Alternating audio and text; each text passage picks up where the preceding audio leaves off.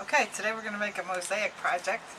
I picked a stone out of the Bushkill Creek that's kind of nice and smooth and has a nice shape to it. I'm going to use some tiles. I bought these at Michael's, very thin little colored tiles. And I also have some other kind of more iridescent tiles I'm going to work into the project.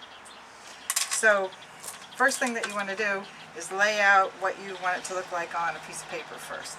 So I took the shape of the stone and I laid out something that involves a little sea turtle. And what I want just to kind of represent is a turtle being born and making his way back to the ocean. So that's what the colors represent as I laid out the stones here. So the next step we're going to do is take some thin set cement. And this comes as a powder in a bag. You can buy it at Home Depot or Lowe's, and mix water into it to make it thick enough to spread on the stone.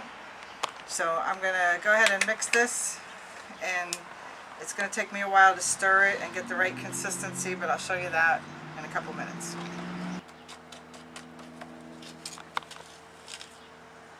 So it seems I made it a little too thin. I'm going to add some more cement powder. I want it to be thick enough that it holds still and it doesn't run across the stone. Okay, take a look at the cement. See how thick it is right now? It's should be like this, or even a little thicker is okay. And when you apply it to the rock, only go as far as you want the cement to extend. You don't have to cover the whole rock. You just want to cover the picture. So you want to try to put something in everything that you placed on the rock. Okay, I'm going to take it pretty far to the edge here because I want it to look like a nice big ocean at the bottom.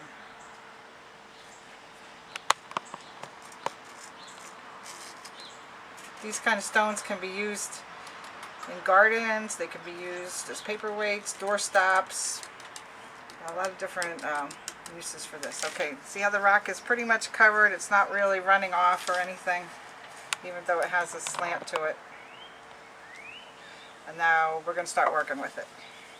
So I have a couple pairs of tweezers that I use to pick up the stones, that way I don't have to get my fingers all messed up and transfer the mess to the tiles. Some of the tiles I'm using are thinner than others, so you always want to make sure you keep it to the surface. You don't want to get them covered by the cement, so that tells you how far to press down. And here I'm trying to show a sky background with the sunlight, and you don't want to you want to leave about a 1/16 of an inch in between the tiles in a small project like this. Okay, I'm going to build on these tiles a little bit and I'll be back to show you. Okay, now I'm going to place the turtle in there. And he's going to be crawling across the sand here. So I just want to fill in the background now with mosaics that look like the sand gradient into the ocean. Okay, you see how I have his feet are kind of deep into the cement. Kind of looks like he's coming out of the sand, just like turtles are when they come out of their nest. And then we're going to build two different shades of brown for the sand color here, so it shows a little depth.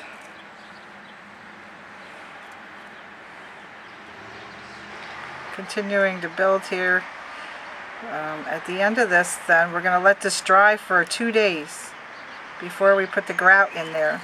And then the grout, we choose a color that's going to make these stones stand out. And I like to use black grout to do that.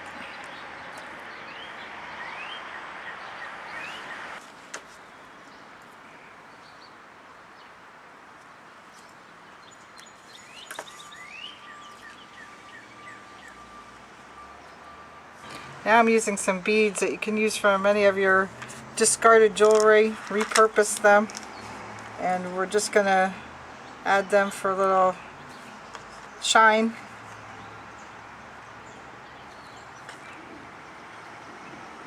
These kind of look like bubbles in the water if you look at it that way. The thing about these, there's nothing that you can do wrong. It's your point of view, what you see. So don't be afraid to try it.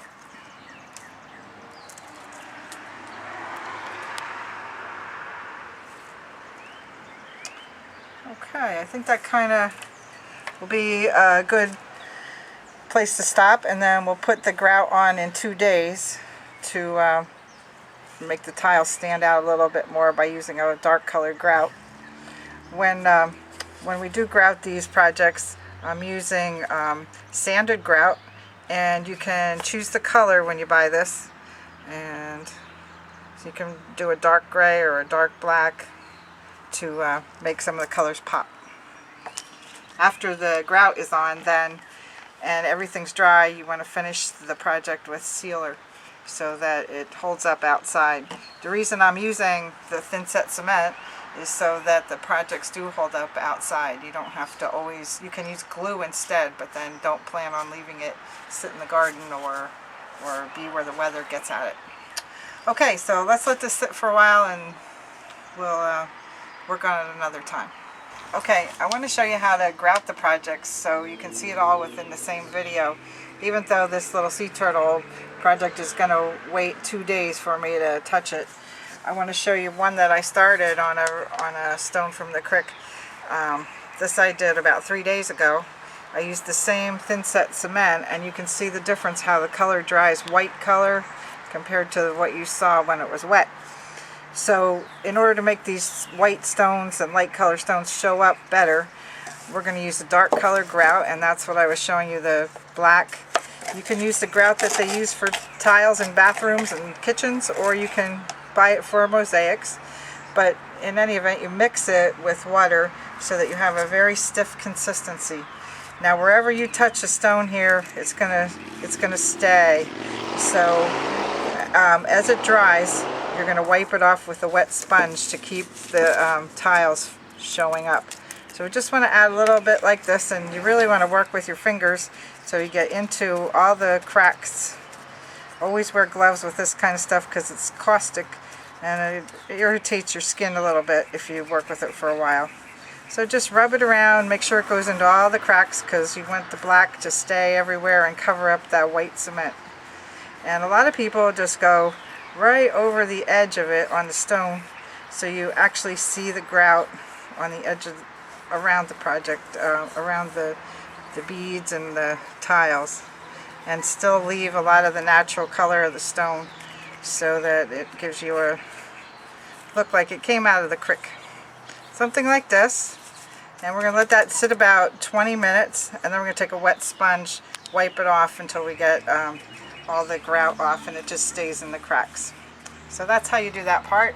Just think you could do the whole project start to finish with this information. Have fun with it. Okay, I just want to show you one last thing. After you do start sponging it off with a little water and buffing it a little bit to polish the stones, this is the kind of effect you're going to get, which is much nicer than the white background. I think it really makes the stones pop out there. Okay, you can see the difference here. Then this is going to turn real white colored cement, and then adding the dark black grout changes the appearance of it quite a bit. Okay, have fun with it.